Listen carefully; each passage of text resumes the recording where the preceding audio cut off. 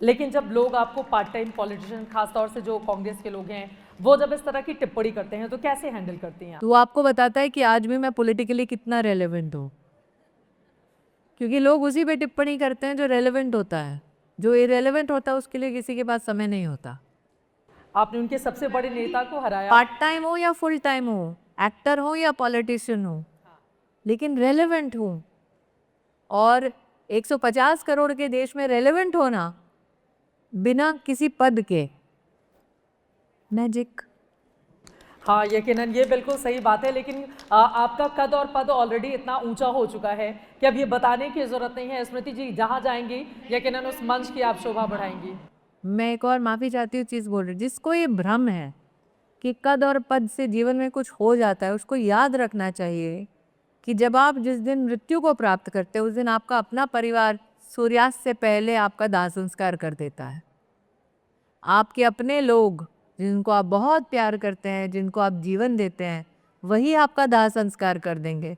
तो जब आपकी उनके लिए अहमियत नहीं होती तो दूसरों के लिए अहमियत क्यों तलाशते हैं?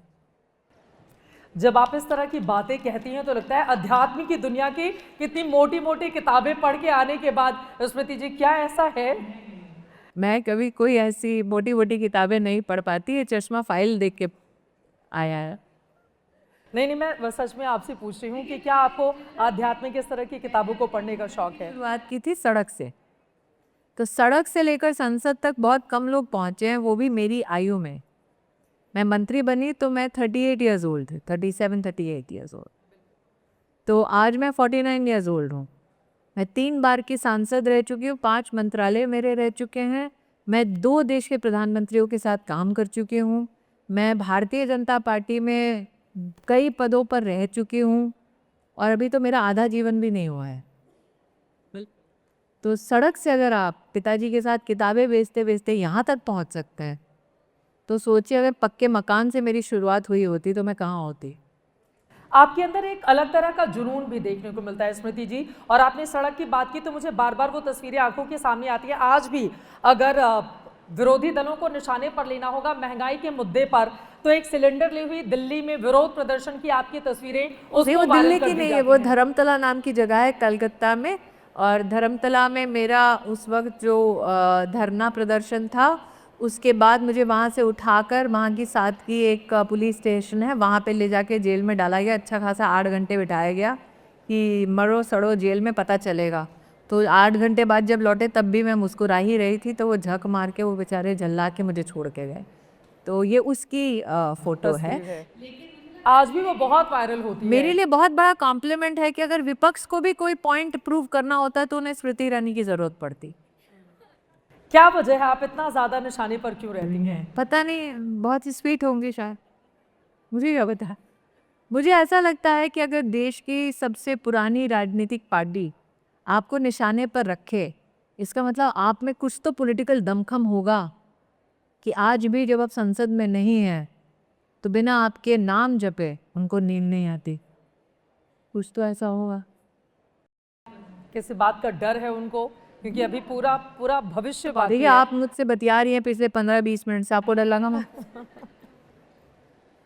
नहीं, मीडिया वालों को तो किसी से डर नहीं लगता है, लेकिन सत्ता पक्ष और विपक्ष शायद ये वाले भी होगा लोग कि मैं एक मीडिया दूसरे की से। पृष्ठभूमि से हूँ इसीलिए मुझे डर नहीं लगता, ये भी हो सकता है। ये बिल्कुल सही बात है। और आपको बताते चले स्मृति जी, स्ट्रिंगर के तौर पर एक दौर में बॉलीवुड के सितारों की बाइट लेने के लिए जाती थी आप मुंबई में फिल्म सिटी। तो जो चित्रा जी काम कर रही है वो मैं करती थी एक ज़माने में। हाँ, ये बिल्कुल सही बात है। और आज देखिए आपने बहुत लंबी लकीर यकीनन अपनी ज़िंदगी में खींचकर आप यहाँ तक पहुँची हैं। आपने जैसा कि जिक्र किया, दो अलग अलग वक्त पर प्रधानमंत्रियों के साथ आपने काम किया। अटल बिहारी वाजपेयी की जब सरकार थी तब आपने बीजेपी में एंट्री ली थी। 1 साल के बाद ही आपको चांदनी चौक से चुनाव लड़ने के लिए दिल्ली बुला लिया गया था मुंबई से। अगर दोनों सरकारों को मैं तुलना करूं तो क्या फ़र्क पाती हैं आप? देखिए, अटल जी ने जब सरकार बनाई तब उन्होंने पहली बार डेवलपमेंट पॉलिटिक्स को मुख्य धारा में भारतीय राजनीति में लाकर खड़ा कर दिया। बिजली, सड़क, पानी उस वक्त कभी भी पॉलिटिकल कंसिडरेशन का विषय नहीं था, लोग भावात्मक चीज़ों पर वोट देते थे। अटल जी ने पहली बार इस बात को प्रतिस्थापित किया कि आप डेवलपमेंट के मुद्दे पर वोट दें, बताएं कि बिजली आपको चाहिए, 24 घंटे मिलनी चाहिए, स्वच्छ जल मिलना चाहिए, ये सारे विषय उन्होंने रखे। गोल्डन क्वाड्रिलेटरल के साथ साथ उन्होंने जितनी नई नई ग्राम सड़क योजना के साथ साथ और सर्व शिक्षा अभियान को भी आगे बढ़ाया। नरेंद्र भाई का जो एक गवर्नेंस का स्ट्रक्चर है वो दो विषयों पर विशेष रूप से आधारित है। एक, टेक्नोलॉजी और गवर्नेंस का समन्वय पहली बार हमने अपने देश की राजनीति में नरेंद्र भाई के साथ देखा, और टेक्नोलॉजी को इकोनॉमिकली कैसे एस्टैब्लिश करना और उसके माध्यम से कैसे देश की अर्थव्यवस्था को और सुदृढ़ करना, ये प्रमाण नरेंद्र भाई ने दिया। पहला उसका उदाहरण जनधन योजना। हमारे देश में 50 करोड़ लोगों का पहली बार बैंक का खाता खुलना, ये कोई साधारण काम नहीं है। ये 2 साल की अवधि में समाप्त कर देना पूरे देश में अपने आप में बहुत बड़ी उपलब्धि है। शायद क्योंकि 2014 में शुरू हुआ था, इसलिए बार बार लोग इसका उल्लेख नहीं करते। आज आप सबके मोबाइल पे कहीं ना कहीं डिजिटल पेमेंट का कोई ना कोई ऐप होगा, है क्या? यूपीआई कितने लोगों के पास है? आज से 10-11 साल पहले आप सोच सकते थे? ये उन्होंने, अब आपको ये नॉर्मल लगता है, लेकिन आप सोचिए उस पूरे विचार को स्थापित करना, उसकी गवर्नेंस की शैली बनाना, उसका फ्रेमवर्क बनाना, और आज तक वो डिसरप्ट नहीं हुआ है, बिना डिसरप्शन के उसको चलाना। तो टेक्नोलॉजी और गवर्नेंस का समन्वय पहली बार नरेंद्र भाई ने हमारे देश के सामने प्रस्तुत किया, और उसका अर्थव्यवस्था पे बहुत बड़ा प्रमाण हमने इफेक्ट होते देखा। आगे भी जेनरेशनली उसका हम इफेक्ट देखेंगे। बिल्कुल। प्रधानमंत्री जी के साथ जो अहम मंत्रालय संभालकर आपने अपनी जिम्मेदारी निभाई, काफी करीब से आपने काम किया। नरेंद्र मोदी में ऐसा क्या है कि 2014 से लेकर आज तक उनकी वही लोकप्रियता बनी हुई है, न सिर्फ देश के भीतर बल्कि विदेशों में भी? विपक्षी दलों की हम बात छोड़ दें, क्योंकि खुद हम लोग फील्ड में जाकर इतना काम करते हैं। अभी बिहार चुनाव का रिजल्ट आया, इसके अलावा भी देश के बाकी हिस्सों में हम देख रहे हैं। नरेंद्र मोदी में ऐसा क्या है कि देश की राजनीति में वो इतने शीर्ष पर बने हुए और उनके आसपास दूसरा कोई भी नेता नजर नहीं वो आता? स्टैग्नेट नहीं करते, वो पढ़ते हैं, जानकारी हासिल करते हैं, और वो कभी भी स्टैग्नेट नहीं करते। उनको कभी नहीं लगता ऐसा, जितना मेरा अनुभव है उनके साथ काम करने का। मेरा अनुभव सिर्फ 10 साल की राजनीति में कैबिनेट मंत्री के नाते नहीं, मैं गुजरात से 2 बार सांसद उन्हीं के द्वारा चुनी गई थी और भेजी गई थी। तो अगर आप प्रस्तावकों में नाम देखेंगे तो सबसे पहला नाम मेरे फॉर्म पे नरेंद्र दामोदर दास मोदी है। तो वो किसी भी नॉलेज को, इस सोर्स को छोटा नहीं मानते। उनको न्यू नॉलेज प्राप्त करने की हमेशा इच्छा रहती है। तो अगर कोई टेक्नोलॉजी का डिवाइस है, आप यकीन मानिए उनको उसकी या तो जानकारी होगी या उन्होंने उसका इस्तेमाल किया होगा। दूसरा, मल्टीपल सोर्सेज ऑफ इंफॉर्मेशन पे वो हमेशा निर्भर करते हैं कि एक ही सोर्स होगा तो एक ही पर्सपेक्टिव आएगा। तो आप एक ही विषय पर 4 अलग अलग पर्सपेक्टिव लीजिए, ताकि आपका पर्सपेक्टिव एक होलिस्टिक पर्सपेक्टिव होगा। तीसरा, उनको इस बात का, जितना मेरा अनुभव है, बहुत इस बात का यकीन रहता है, विश्वास रहता है, उनकी शैली है कि आप सिर्फ चीज़ें फाइल तक, कागज़ तक, किताबों तक सीमित मत रखिए, इसमें से एक्शनेबल क्या है वो निकालिए। और जो व्यक्ति ये सारी चीज़ बार बार करता है, वो हमेशा हर पीढ़ी के लिए रेलेवेंट रहेगा। आप जिस भारत मंडपम में हैं, वो भी कहीं ना कहीं एक स्ट्रक्चर्ड सोच का नतीजा है। तो वो जो भी करते हैं वो भी हैपेंस्टेंस नहीं है, वो हमेशा स्ट्रक्चर्ड सोच का नतीजा होता है। यकीनन। और G20 के आयोजन के दौरान भी इस भारत मंडपम की रौनक हम सब ने देखी थी। जब तुलसी के किरदार के लिए आप वापसी कर रही थी, तो क्या प्रधानमंत्री जी से इस बारे में बातचीत हुई थी? वो देश चला रहे हैं, उनको सीरियल चलाने की फुर्सत नहीं है। नहीं, लेकिन एक जो उनकी इतनी कद्दावर मंत्री रही हूँ, वो जब जा रही हैं तो फिर जानकारी देना ही मुझे होगा। लगता है जितना मैंने उनको समझा है, वो हमेशा कहते हैं हाथ पे हाथ धरे बैठे मत रहो। मुझे लगता है उन्हें कभी भी आलस पसंद नहीं है। उन्हें ऐसे लोग बिल्कुल पसंद नहीं है जो हाई तौबा करते हैं, ऐसे लोग बिल्कुल पसंद नहीं है जो किस्मत पे रोते हैं, ऐसे लोग बिल्कुल पसंद नहीं है जो किसी भी काम को छोटा समझते हैं। अगर मैं उल्टा उनके पास जाकर कहती अरे अब टीवी की कोई औकात नहीं है, ये मेरे ओहदे से कहीं ना कहीं मेल जोल नहीं खाता, तो वो मेरे बारे में नेगेटिव सोचते। अगर मैं उन्हें कहीं ना कहीं इस बात का एरोगेंस दिखाती, अरे अब तो मैं इतनी बड़ी हो गई हूँ कि ये नौकरी क्यों करूँ, तब उनको शायद दुख होता। तो वो हमेशा कहते हैं हर काम को इज्जत दो, हर काम को अगर करो तो निष्ठा से करो, और अपने आप को, अपनी पर्सनालिटी को नए पुराने सांचों में ढालो, ताकि अपने बारे में कुछ नया सीख सको। तो अपने आप को कैसे इम्प्रूव करो, ये हमेशा मैंने देखा उनकी इस बात पे रुचि रहती। अच्छा, राहुल गांधी को कोई ये सीख आपकी ओर से देनी हो तो आप क्या देना चाहेंगी? मैं उनको सीख देने के लिए उनकी पूरी पार्टी पड़ी है, मैं क्यों दूँ? उनकी पॉलिटिक्स को किस रूप में आगे बढ़ता हुआ आप देख रही हैं? आप बढ़ता हुआ देख रही हैं? अब 14-19 के मुकाबले तो उनकी सीटें 99 पर आ गई, इस वजह से ये सवाल तो नहीं, बनता ही है। मैं ये शुभकामना देती हूँ कि विपक्ष की सीटें हमेशा 99 पे ही रहें। अच्छा बोला मैंने। किताबें लिखने का वक्त मिल जाता है, आपके पास मंत्रालय था, लाल सलाम 2021 में आई थी, किस सोच के साथ आपने उस किताब को नहीं, मुंतखब लाल किया? सलाम तो मैं 10 साल मेरी कल्पना का हिस्सा था। जब कोविड आया तब मैंने उस कल्पना को कागज़ और कलम के माध्यम से उतारा। लेकिन हाँ, मुझे ऐसा लगा कि मुझसे अपेक्षा की जाती है कि या तो मैं किसी के भाषणों का संग्रह लिखूंगी, या किसी की अपेक्षा अपने भाषणों का संग्रह बनवाऊंगी, अथवा किसी की अपेक्षा ये होती है कि मैं कोई पॉलिटिकल सोच का कोई मुद्दा उठाऊंगी। मैं चाहती थी कि लाल सलाम एक काल्पनिक दुनिया का हिस्सा ही सही, लेकिन रियल लाइफ इंस्टेंसेस से कहीं ना कहीं प्रेरित हो। मैं एक टेलीविज़न डिबेट का हिस्सा थी जिसमें किसी के एक बहुत ही नेगेटिव सोच पैरामिलिट्री फोर्सेस के लिए, उससे उत्तेजित होकर मैंने लाल सलाम लिखी थी। तो हमारे पैरामिलिट्री फोर्सेस विशेष जो नक्सल अफेक्टेड एरियाज़ में सर्व करते हैं, उनका और पुलिस का किस प्रकार से अथवा समन्वय होता है, या फिर उनको किस प्रकार की चुनौतियों का सामना करना पड़ता है, उस पर प्रेरणा पाकर मैंने ये किताब लिखी थी। ये एक थ्रिलर है, नॉवल है एक्चुअली। ना अध्यात्म से जुड़ी है, ना इसका कोई पॉलिटिकल एंगल है। तो ये भी लोगों को चौंका गया था जब लोगों ने कहा आपने थ्रिलर लिखी है। फिर जो जयपुर लिटरेचर फेस्टिवल चलाते हैं, मैंने उनसे कहा क्योंकि उनकी और हमारी सोच में ज़मीन आसमान का फ़र्क है, मैंने कहा तुम पढ़ो ये किताब और मुझे बताओ। तो वो शायद आश्चर्यचकित थे कि मैं किताब लिख सकता हूँ। अच्छा, वो आश्चर्यचकित थे इस बात को लेकर, क्यों? हाँ, शायद मैं जिस पॉलिटिकल पृष्ठभूमि से हूँ, लोग कहते हैं कि हम अंग्रेज़ी अच्छा नहीं बोलते अथवा लिखते अच्छा नहीं है, तो अंग्रेज़ी में किताब छपवा दी। बहुत सारे लोगों को जानकारी यहाँ पर नहीं होगी, स्मृति जी को तकरीबन 9 भाषाओं का ज्ञान है। तो ये इतनी भाषाएं कहाँ से सीखी आपने? क्योंकि 1-2 भाषा सीखने में यहाँ पर पसीने छूट जाते हैं, 9-9 भाषां का ज्ञान होना बहुत बड़ी बात है। मेरे परिवार में कई लोग अलग अलग भाषाएं बोलते हैं, तो 2 भाषाएं तो एक वर्तमान में सीख रही हूँ, एक सीखने का प्रयास किया था। 2 विदेशी भाषाएं हमारे प्रादेशिक भाषाओं में से लगभग 7 बोल लेती हूँ। ये अपने आप में महत्वपूर्ण है और आपको भी जब भी इनके अलग अलग प्रोग्राम देखने होंगे, आप जाकर देख सकते हैं यूट्यूब पर या अलग अलग सोशल मीडिया के माध्यमों पर। कार्यक्रम अंत करने की इजाज़त मांग रहा है, लेकिन चलते चलते स्मृति ईरानी अगर अपने आप को परिभाषित करना चाहें तो उनके भीतर क्या है जो दूसरों से उनको अलग बनाता है?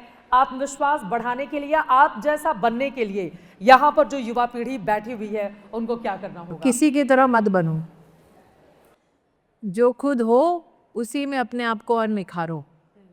जो युवा पीढ़ी को ये बोलता है ऐसा बनो वैसा बनो, वो उनके साथ बहुत बड़ा अन्याय कर रहा है। तो अगर मुझे परिभाषित करना है तो मैं किताब हूँ, हर पन्ना पलटोगे तो कुछ नया पाओगे।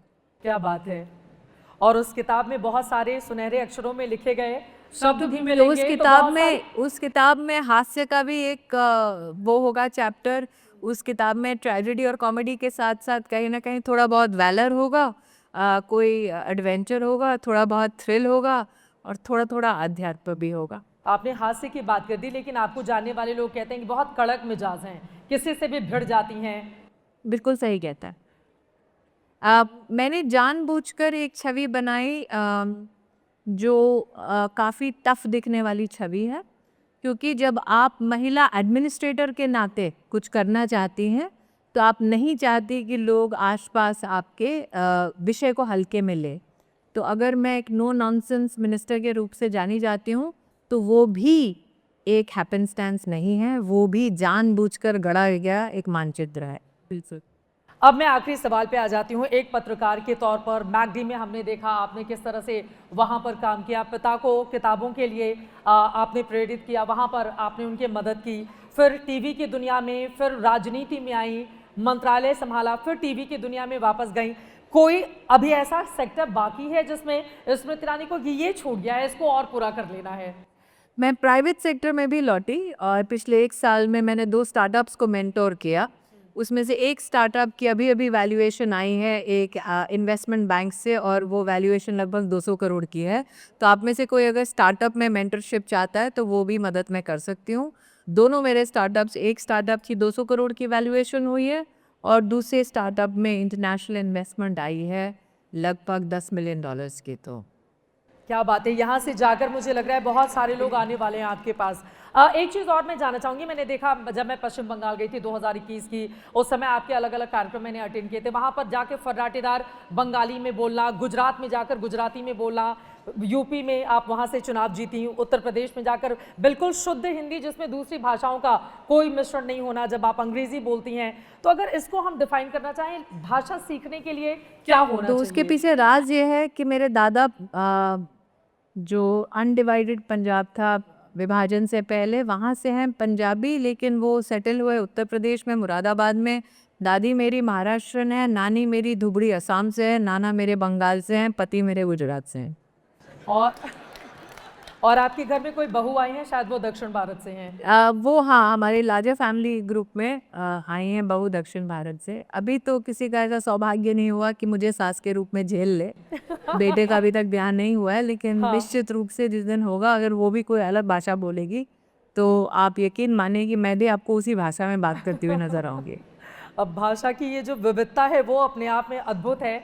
आप स्मृति जी, भारत को आगे बढ़ता हुआ बार बार प्रधानमंत्री जी 2047 में विकसित भारत की बात करते हैं, तो उसके लिए हमारी युवा पीढ़ी, क्योंकि इनके सामने शिक्षा की समस्या है, रोजगार को लेकर अक्सर ये लोग सवाल खड़े करते हैं, महंगाई पर बातचीत होती है, इन सब को लेते हुए आगे बढ़ने के लिए युवाओं को किस तरह से आप प्रेरित करना चाहेंगी कि विकसित भारत का ये जो सपना प्रधानमंत्री जी देख रहे हैं उसमें ये अपनी भूमिका किस तरह से निभा सकते हैं? मेरा एक निवेदन है, वो सब युवा पीढ़ी के लोग जो टेक्नोलॉजी से परिचय रखते हैं, आज आप टेक्नोलॉजी कंज्यूम कर रहे हैं, चाहे व्हाट्सएप हो, इंस्टाग्राम हो, यूट्यूब हो, फेसबुक हो, ट्विटर हो, आप सब टेक्नोलॉजी के कंज्यूमर्स हैं।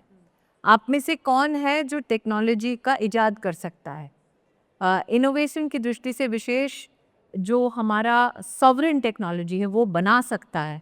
अगर किसी में ऐसी काबिलियत है तो उसका निश्चित रूप से आपको समर्थन करना चाहिए। जब प्रधानमंत्री जी कहते हैं कि स्वावलंबी होना चाहिए देश को, तो वो मात्र एक चीज़, एक वस्तु अथवा एक डिवाइस की बात नहीं करते। स्वावलंबन का बहुत बड़ा योगदान अगर हम देना चाहें उस दृष्टि से तो टेक्नोलॉजी का रहेगा।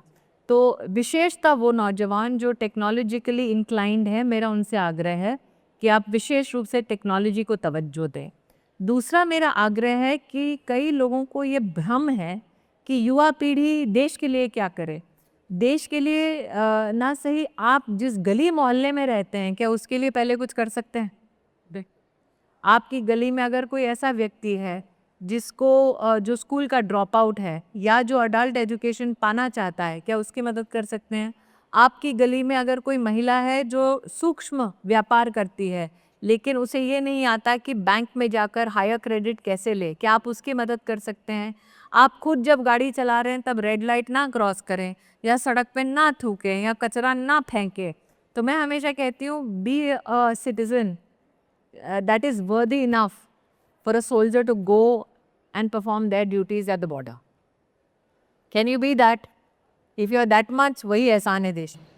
हमारे सामने पहली पंक्ति में एक ऐसे सज्जन बैठे हैं जिन्होंने देश की सालों साल सेवा की है।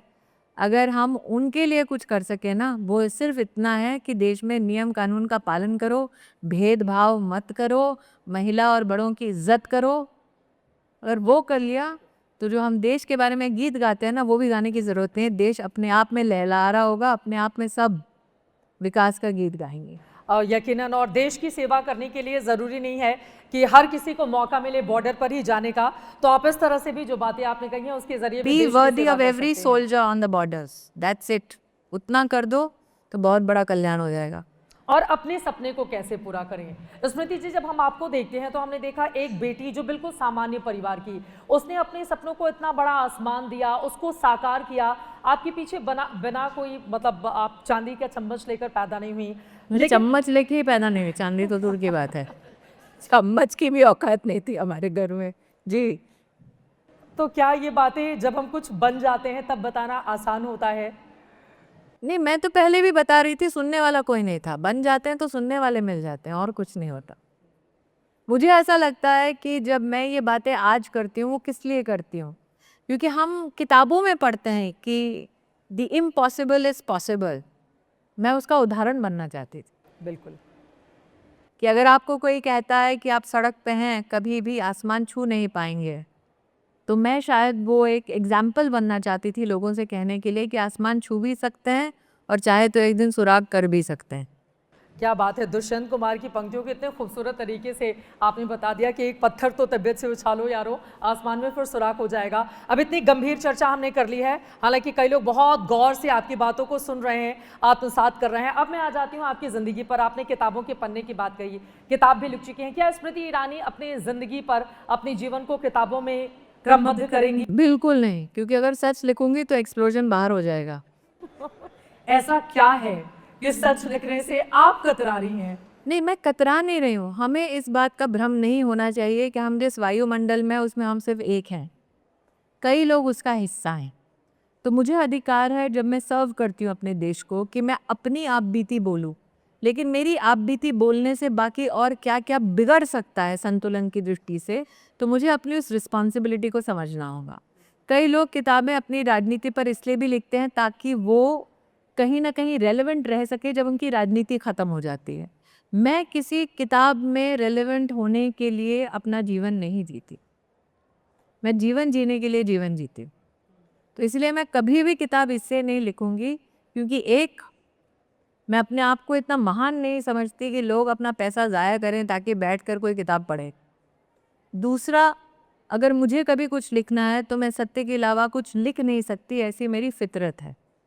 और कहीं ना कहीं जो मैंने जीवन जिया है पॉलिटिकल, उसमें मर्यादा और जिम्मेदारी ये मजबूर करता है कि आप कई चीज़ों में, और स्पेशली जब आप कैबिनेट का हिस्सा रहते हैं, तो कई ऐसी सेंसिटिव चीज़ें हैं जो आपके देश को अंतर्राष्ट्रीय स्तर पर प्रभावित करती हैं। तो आप उन सारी चीज़ों को ढिंडोरा पीट पीट के ना चिल्लाएं, इसी में ही देश और समाज का सम्मान है और आपकी सर्विस का सम्मान। लेकिन हम सब ने देखा है कई ऐसे बड़े बड़े इस देश के नेता रहे हैं, खुद बाकी को छोड़ भी दूं, लालकृष्ण आडवाणी जी ने भी किताब लिखी और भी तमाम लोगों ने। तो आपको लग रहा है कि कुछ ऐसी कड़वी बातें होंगी जो शायद वो सूट मैं नहीं दूसरों पे करें? टिप्पणी कभी नहीं करती। मेरे अपने जीवन के जो नियम हैं, मैं उन नियमों के आधार पे चलती हूँ। देखिए, आपको हर चीज़, हर किसी प्रकार के व्यक्ति द्वारा हर प्रकार का उदाहरण आपको जीवन में मिल जाएगा। फ़र्क ये है कि मैं दूसरे जिस शैली से जिए, तो मैं भी अगर उसी शैली से जीऊँ, मेरे लिए वो संभव नहीं है। मैंने अपने जीवन के कुछ नियम बनाए, मैं उसी नियम पे चलती। फॉर इंस्टेंस, अगर आप मुझसे पूछें कि 10 साल के मेरे कार्यकाल में वो एक चीज़ ऐसी क्या थी जो मैंने नहीं की, जो मुझे करनी चाहिए? मैंने कभी पीआर नहीं किया। मैंने कभी सोशल मीडिया में कोई पीआर अपने लिए पैसे दे के जनरेट नहीं करवाया। एक्टिंग में भी नहीं किया। लेकिन आज अगर आप किसी एक्टर से पूछे, पॉलिटिकल सिस्टम से पूछे, उनको उस प्रकार के कम्युनिकेशन मेथोडोलॉजी की ज़रूरत है, मुझे कभी ज़रूरत पड़ी नहीं। तो आज वो एक शैली है, एक काम करने का क्रम है, एक काम करने का फ्रेमवर्क है, लेकिन मैंने कभी उस फ्रेमवर्क को नहीं अपनाया। तो अगर जो लोग उस फ्रेमवर्क को अपनाते हैं, उनको शायद मेरे काम करने का सलीका लगे कम है, लेकिन मुझे नहीं लगता। तो हमेशा जीवन मैंने अपने नियम से जी है, किसी और के आधार पर नहीं जी। इसको ये कह सकते हैं कि बिल्कुल बिंदास तरीके से जो ठीक लगा वही किया। नहीं, जो ठीक था वही किया, लगा नहीं। ठीक है, आगे बढ़ते हुए अब क्या और ख्वाब हैं जो आपको लगता है कि वो अभी पूरे किए जाने बाकी हैं? शुरू में ही आपने कहा कि पिक्चर अभी बाकी है, तो उस पिक्चर में कौन पिक्चर सा रोल बाकी है? है, ख्वाब बाकी नहीं है। सारे ख्वाब पूरे कर लिए आपने? मेरा ख्वाब जब मैं सड़क पे थी तो ये था, जिस सड़क पे मेरे पिताजी किताबें बेच रहे हैं, उस सड़क पे एक दिन मेरा घर हो। मैंने घर खरीद लिया।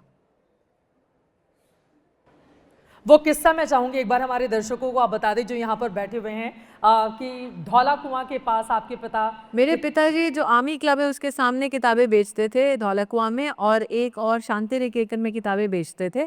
फ़र्क ये था धौला कुआं में हिंदी किताबें बेचते थे, शांति निकेतन में अंग्रेज़ी किताब बेचते थे। और टाइम मैगज़ीन बहुत ही प्रचलित मैगज़ीन है, उसकी सेकंड हैंड कॉपी जो कबाड़ी में जाती थी अमीरों के घर से, उस सेकंड हैंड कॉपी को हम लोग लेकर दोबारा बेचते थे। तो मैंने पिताजी से कहा कि एक दिन ऐसा होगा कि जिस क्लब में सब जा रहे हैं वहाँ पे यूनिफॉर्म्ड पर्सनल मुझे सलाम करेंगे। तो मेरे पिताजी को लगा कि धूप ज़्यादा लग गई है सर पे। दूसरा मैंने कहा था कि जिस सड़क पे आप किताब बेच रहे हैं ना, जहाँ पे ये सारे अमीर लोग टहल रहे हैं, एक दिन मेरा यहाँ घर होगा।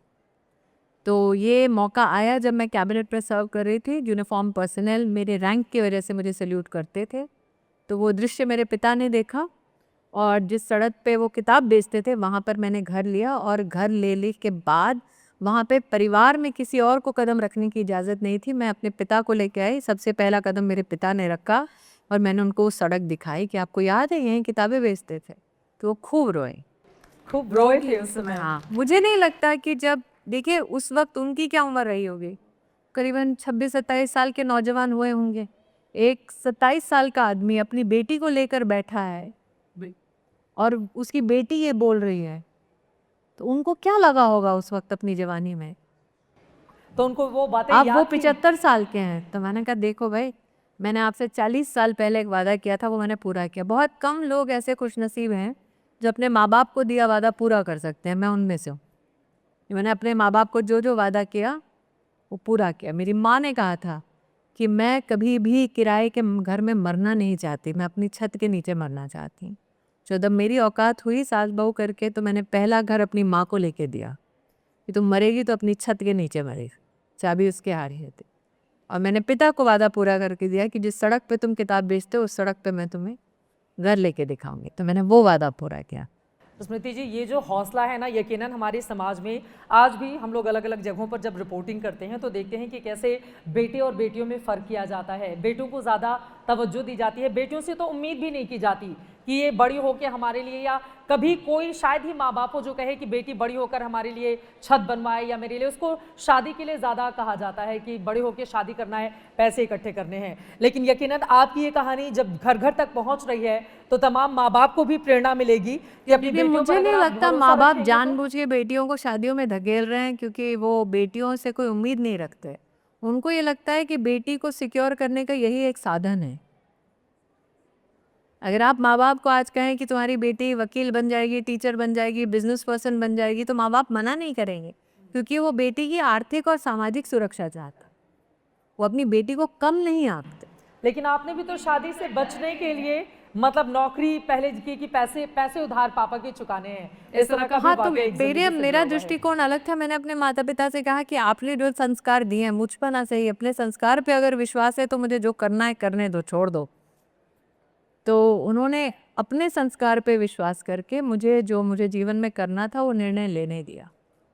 लेकिन मैं पुनः कहती हूँ, माँ बाप अगर आपको बेटा हो या बेटी कुछ भी कहते हैं वो इसलिए क्योंकि उनका सामाजिक एक्सपीरियंस ऐसा होता है कि उनको लगता है अपने बच्चे को प्रोटेक्ट करने का वही सबसे अच्छा एक माध्यम है। ठीक है, कार्यक्रम यहीं पर अंत करने की इजाजत देता है। अटल बिहारी वाजपेयी की बहुत सारी कविताएं अलग अलग मंचों पर हम सब ने सुनी है। अगर उसी के साथ इस कार्यक्रम का हम समापन करें। अब मैं शायद ढंग से नहीं कह रही हूँ, लेकिन अटल जी की एक और पंक्ति, एक तो मैंने उनकी कुछ पंक्तियाँ पार्लियामेंट में कही तो वो काफ़ी ऐतिहासिक रहीं। हार नहीं मानूंगा, रार नहीं ठानूंगा, काल के कपाल पर लिखता हूँ, मिटाता हूँ, गीत नया गाता हूँ। बहुत खूबसूरत और नए नए गीत अपने शब्दों में क्रमबद्ध करके अपनी जिंदगी को आगे बढ़ाने वाली स्मृति ईरानी, जिनके जीवन में हर रंग है, बहुत सारे चढ़ाव हैं तो उतार भी हैं, लेकिन जिंदगी में इन्होंने कभी हार नहीं मानी, शून्य से शिखर तक का सफर तय किया। शायद यही वजह है कि आज करोड़ों महिलाओं के लिए आप प्रेरणा स्रोत हैं। बहुत धन्यवाद इस कार्यक्रम का हिस्सा बनने के लिए, बहुत शुक्रिया।